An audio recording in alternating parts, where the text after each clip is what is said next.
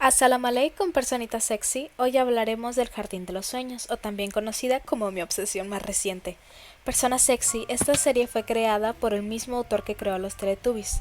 La serie transcurre en un jardín, en el cual existen unos personajes que interactúan entre ellos y con el entorno que los rodea, realizando acciones muy variadas, como lo son montar en un tren que no respeta las normas de seguridad, montar en un globo gaseoso mientras toman unas copichuelas, lavarse los dientes, pasear por el jardín o chambear lavando caritas. Yo sé que suena aburrido, porque lo es. Pero para que seamos más claros, esta serie, al igual que la de los Teletubbies, es una serie enfocada en niños pequeños, de 2 a 4 años. La naturaleza de la serie es muy relajante, ya que su fin es que los niños se duerman. Lo primero es entender que los niños de 2 a 4 años no deben de estar frente a las pantallas.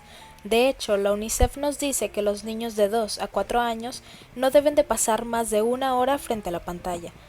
Pero seamos sinceros, a nadie le importa esto, porque lidiar con un niño es más trabajoso que simplemente ponerle una tablet de enfrente.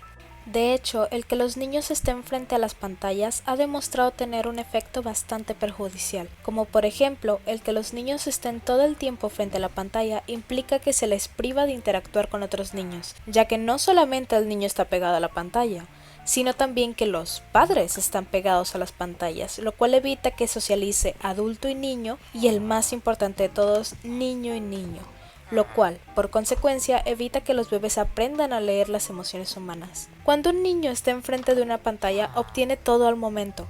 Simplemente les invito a ver un programa de Cocomelon y verán que las cosas ocurren rapidísimo. El cerebro del niño necesita tiempo para procesar los estímulos. Por ejemplo, los niños menores a 2 años se encuentran, según Piaget, en la etapa sensoriimotora, en la cual los niños adquieren su conocimiento a través de experiencias sensoriales. Por esto mismo, el niño tiene que tener tiempo para trabajarlo. El cerebro del niño tiene muchas conexiones, lo cual hace que, al contrario de los adultos, el mensaje pase por varios sitios antes de llegar al punto final, haciendo que se procese más lento la información.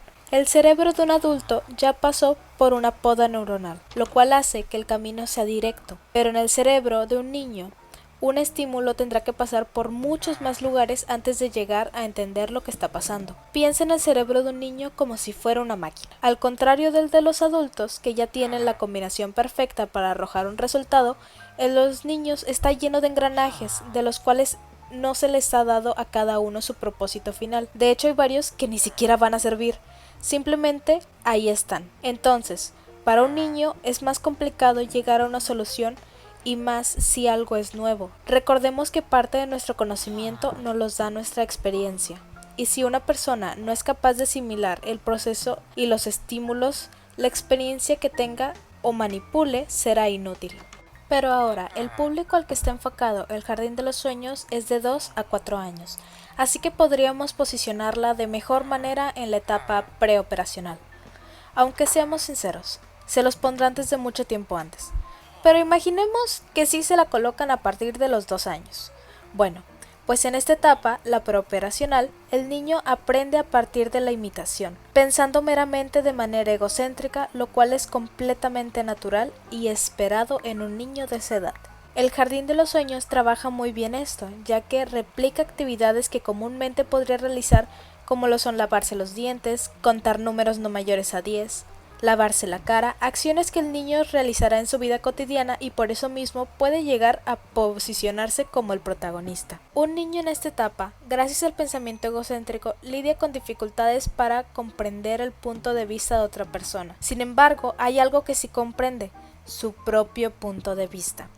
Él aprenderá de sus propias acciones, de lo que él mismo está viviendo, de las preguntas que se le realizan y de las acciones que se le invitan a él mismo a realizar. Por eso, el que en una caricatura se le presenten acciones como lo son lavarse la cara, que es algo que un niño comúnmente hace, los ayuda a generar una conexión y entender que lo que está haciendo es algo común y natural.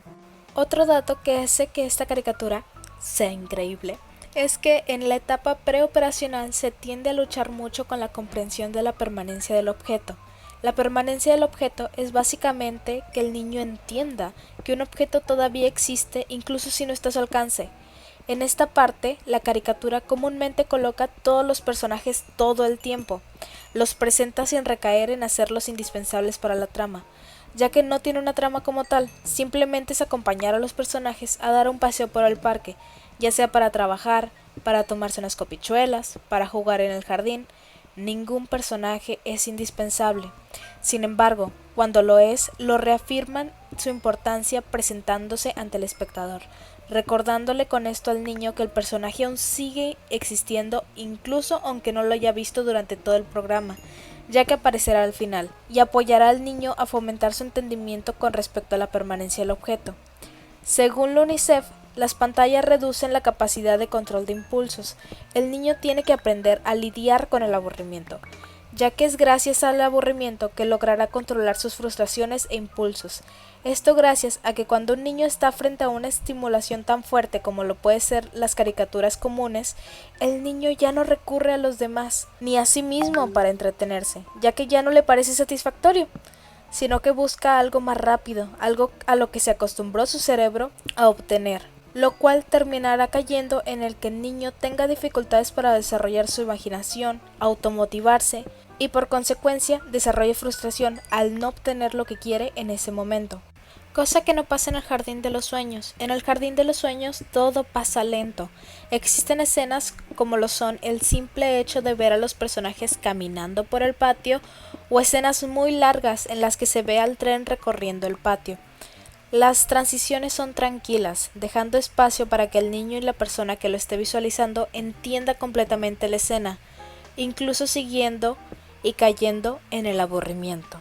Yo mismo me he encontrado en situaciones de tener que adelantarle al video porque no me interesa ver a unos pájaros encima de una rama haciendo sonido. Por estas cosas, en lo personal, me encuentro recomendando esta caricatura, precisamente para el rango de edad en el que está, entre los 2 a los 4 años, no menores de 2, porque menores de 2 años no deberían ni siquiera conocer lo que es una pantalla, y no, mayores de 4, porque a un niño mayor de 4 le aburrirá. Tiene 6 personajes principales, el primero y el mejor de todos, Macapaca, el segundo y el protagonista, Eagle Peagle, la tercera, la estúpida de Upsy Daisy, los trillizos, los Tonlibu, y esos serían todos, pero para mi análisis también agregaré a los Pontypines, y precisamente dije agregaré porque analizaré a cada uno de los personajes en los siguientes videos. Puede que lo reparta tal vez en 2 capítulos o depende de la información que consiga. Y pues sí, bye personita sexy.